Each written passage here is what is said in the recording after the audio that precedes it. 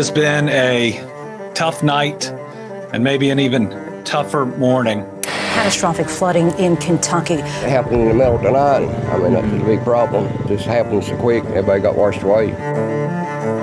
We're currently experiencing one of the worst, most devastating flooding events in Kentucky's history.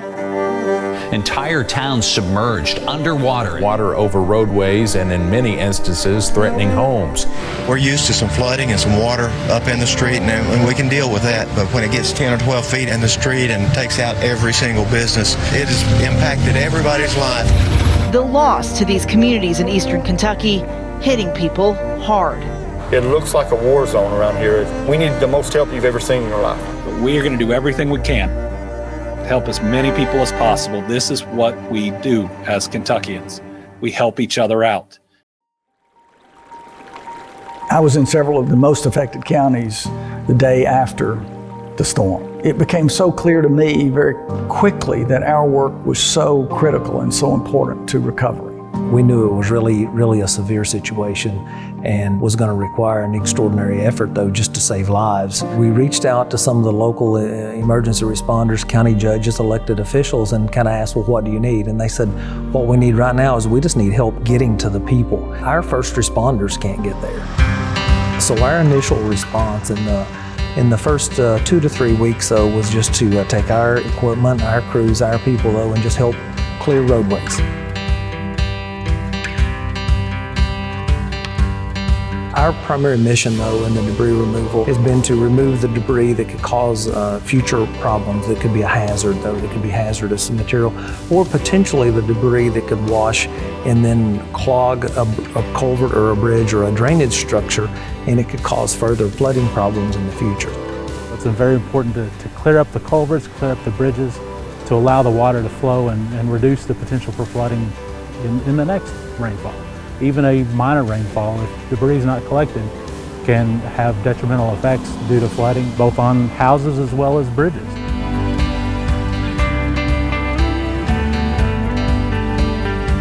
We had bridges that were entirely washed away. We had bridges that the deck was basically washed away, but maybe the substructure or the piers were still strong and standing. We had some bridges, though, that might have looked okay. But if you look at the abutments, though, the material that was the roadway leading up to the bridge was washed away. The bridges where we experienced the most and observed the most damage, though, was on the more rural roadways, though, the county roadways. There was just countless of those type structures, though, that were damaged and in many locations washed away.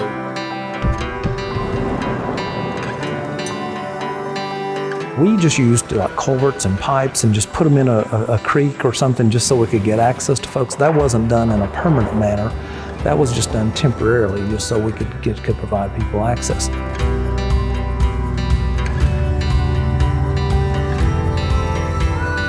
We were able to clear about 800 of the 1,100 structures in 2 days.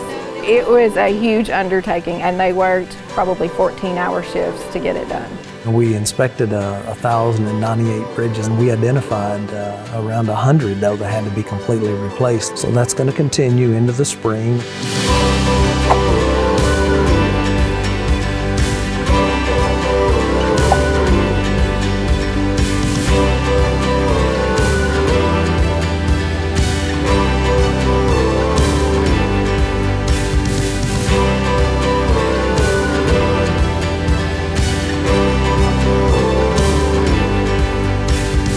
Folks needed their IDs. What we did through the pop-up offices was give them access to get new IDs.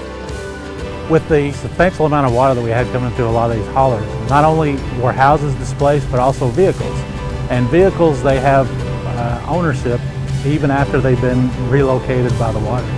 We're relocating them to vehicle management sites and trying to reacquaint the vehicle with their owners. These vehicles have salvage value.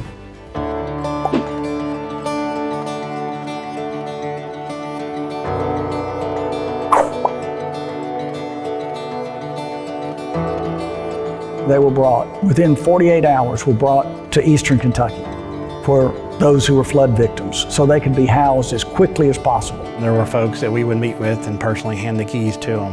And you just saw that relief on their face, especially if they had young children as well. You know, you could tell that there was just that peace of mind that had been granted to that person, that now this is one less thing they have to worry about, and they can go on with their rebuilding efforts and everything else that they had to deal with.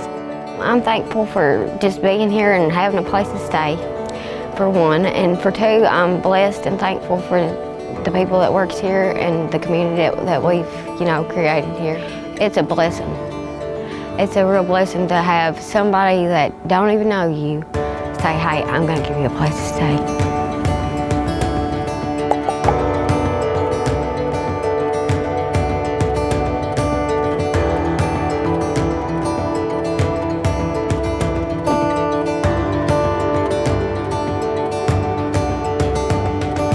If you'd have told me in July, though, and when it first happened, we would be this far along in the response and in the repair phase, though, I would say there's not a way in the world we could have been this far along, putting things back closer to what they were before the flood event occurred. Kentuckians coming together, it was so inspiring to see that, to see those folks from all over the state, not just our state, but beyond our borders, coming together to help and to help in this recovery effort.